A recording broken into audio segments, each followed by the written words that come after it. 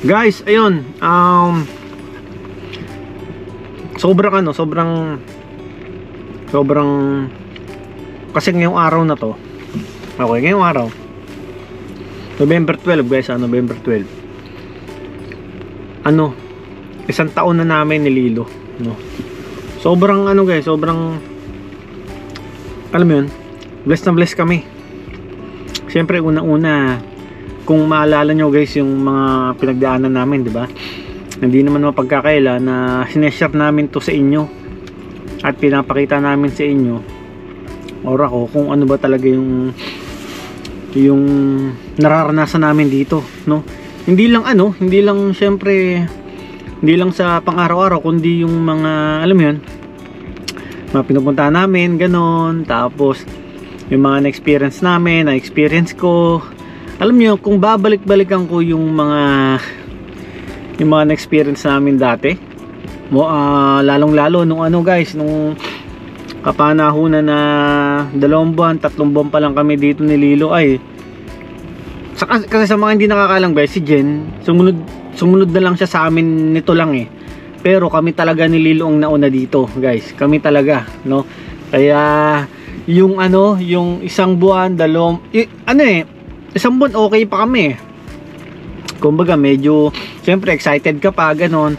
Pero guys, nung pumalo na ang 2 buwan, 3 buwan, ay kung maalala ko talaga, sobrang guys, sobrang andun yung adjustment, di ba? Andun talaga na tipong wala ka nang ibang gagawin kundi umiyak na lang ganon. Tapos gusto mo nang bumalik sa dating sa dati mong lugar, dun sa dun sa kung saan ka komportable, which is dun nga sa Riyadh, no? Kasi sa mga hindi rin po nakakaalam, kami ay galing Riyadh sa Saudi Arabia. Tapos na kami rito, nagpunta na kami rito. Alam niyo guys, sobrang pagka naalala ko yun, grabe, sobrang bilis, no? Sobrang bilis, at lalong lalo sobrang blessed na blessed kami kasi nga syempre hindi kami pinabayaan nga ni Lord, di ba? Kaya nga yun yung paulit-ulit ko sasabi sa inyo na kada talaga nakakaramdam kami noon ng homesick, ganoon, kasi hindi mo maiwasan eh. Kumbaga kumbaga nasa panahon ka pa nga ng adjustment eh. Talagang guys, talagang pinupukpuk ko lang namin lagi ng panalangin talaga, no? Talagang ganoon. Wala kang magagawa kasi kumbaga sabi ko nga, nandito na. 'Di ba? Kumbaga na to, sumugay na tayo, 'di ba? Kaya tuloy na natin. Kako, yun nga palagi yung sasabi kay Jen, no? Kaya sobra guys. Tapos maalala ko hintay na nagkasakit si Lilo talaga guys.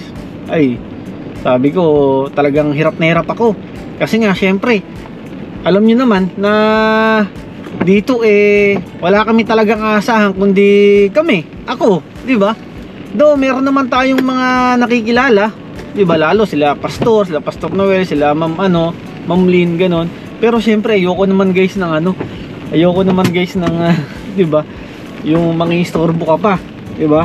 Saka paanahunan ng may sakit si Lilo, may sakit ako. Actually, ito nga lang din ng pinagpapasalamat ko. Talagang guys, talagang ako hindi naman din ako talagang nagkasakit din, no?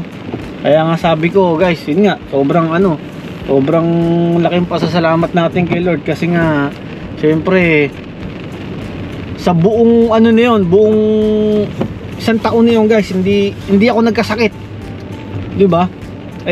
Dito guys, kung talagang dito madalas nag-uulan-ulan talaga, ganoon. Tapos kung naalala nyo guys, yung dati talagang pa tayo guys, talagang nagbabike pa tayo, 'di ba?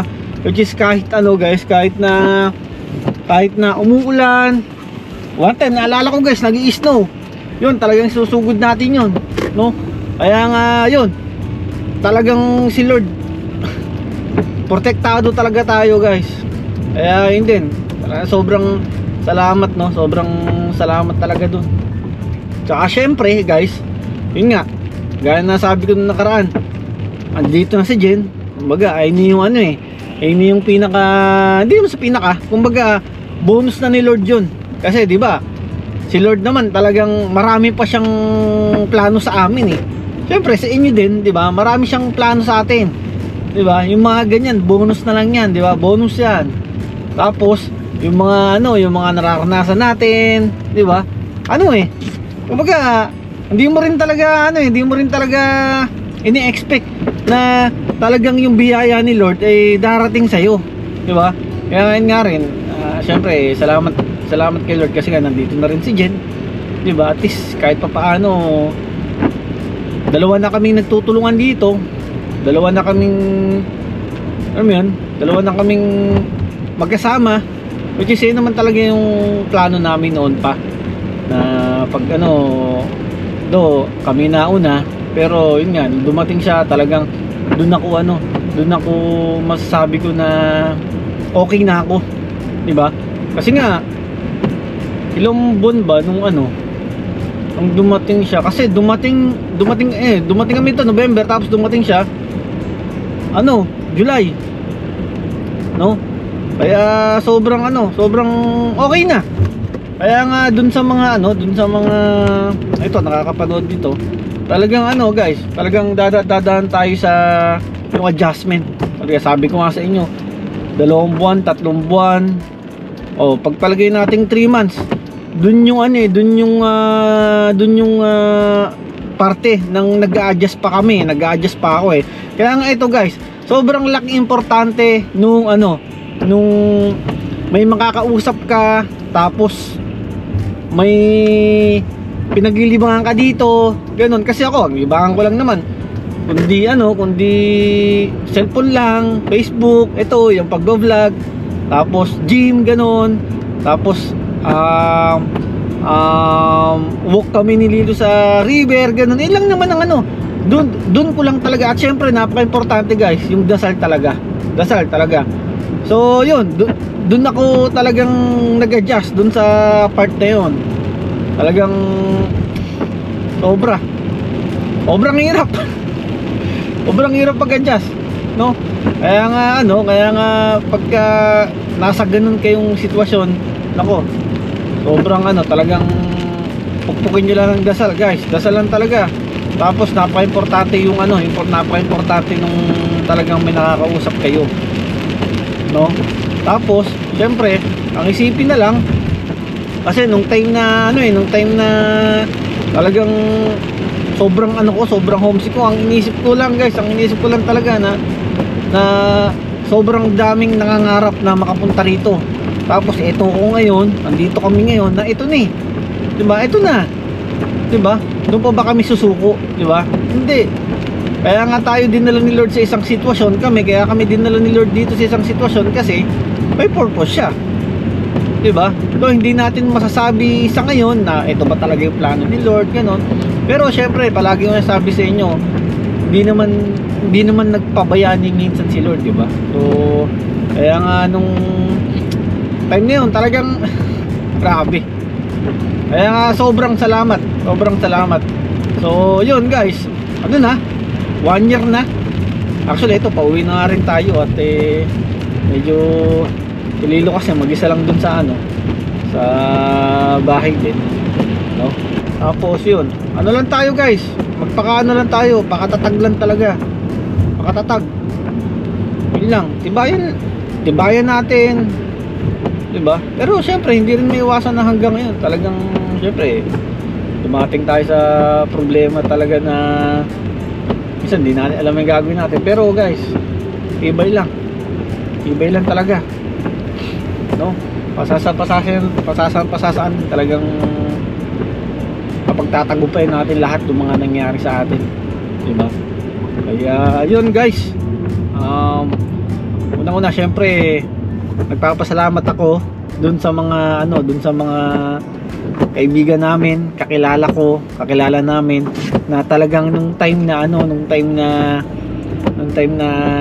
nasa sitwasyon ako ng adjustment, homesick ako dito, yung talagang sabi ko gusto kong bumalik ng Riyadh.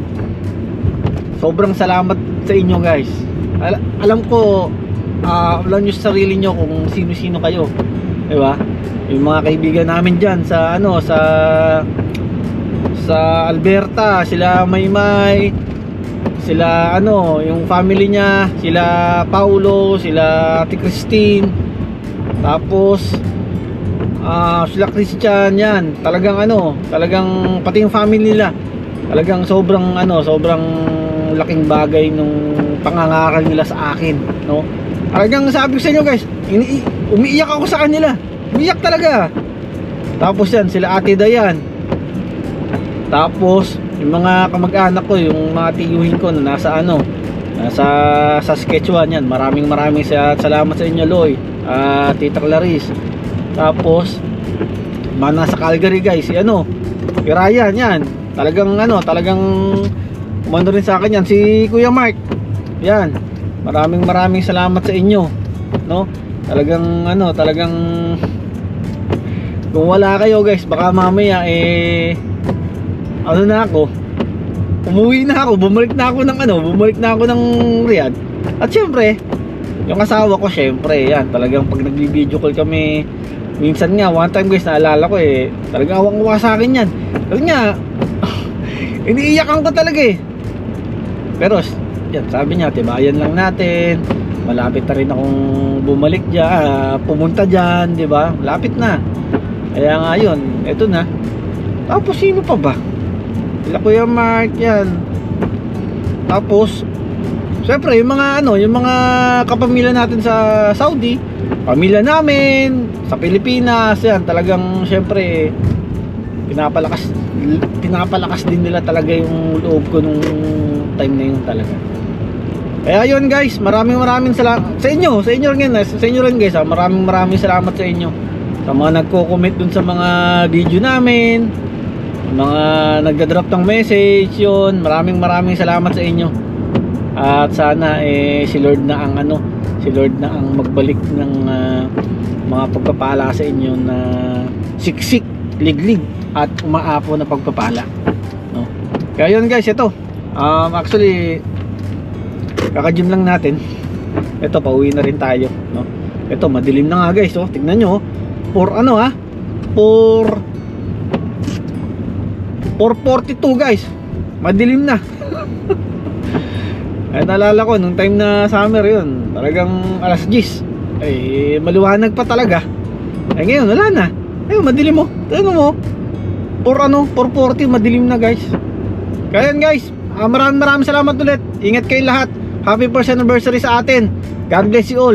Peace out.